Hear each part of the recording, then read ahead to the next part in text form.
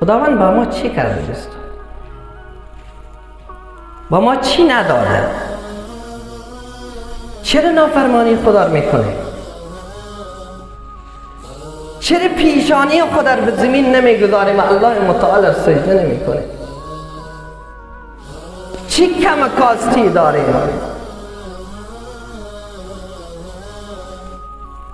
الحمدلله ما رو مسلمان خلق کرده.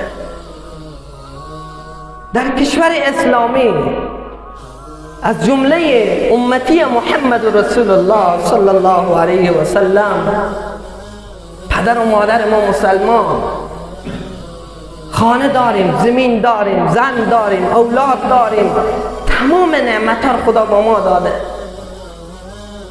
هیچ کاستی نداریم در زندگی خود. چرا الله رو سجده نمی کنه؟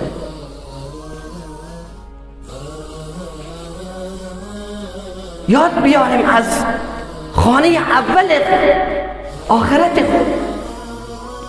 زمانی که ما رو داخل قبر بگذارن، از عذاب پروردگار یاد ما بیاید.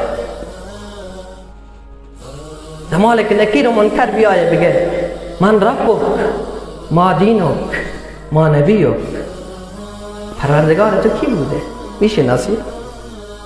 دین تو چی بوده؟ میدانی؟ پیامبر تو کی بوده؟ میشناسی؟ توی مسلمانی که اگر طاعت حضور کرده باشی، امر حضور به جای آورده باشی، بسیار سوالهای سهل آسان است.